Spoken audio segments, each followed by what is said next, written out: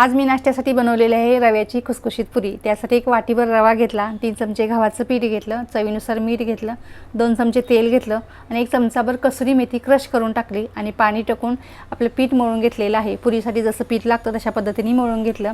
आपले हे रवा चांगला भिजायला पाहिजे, पीठ चांगलं भिजते। तर पण मी इकडे बेटेगरी चटणी बनवून घेतलेली आहे। साऊथ इंडियन डिशमधली ही चटणी आहे, तर नक्की बनवून बघा।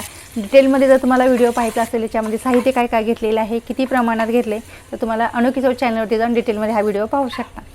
आणि आता चटणीसुद्धा आपली तयार झालेली आहे बघा, कशी मस्त आपली चटणी तयार वाटते। त्याच्यामध्ये कोथिंबीर पण टाकून घेतली आणि थोडीशी 4 ते 5 मिनिटं शिजवून घेतली। तयार झाली आपली चटणी। आपण आता पुरी तयार करून घेऊया।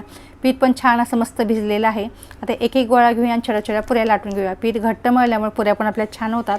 पुऱ्या तयार करून घेतल्या आणि तेल तापले की आपण एक एक पुरी टाकून अशी मस्त तळून घ्यायच्या बघा। खुसखुशीत पुऱ्या ह्याच्यात तयार होतात।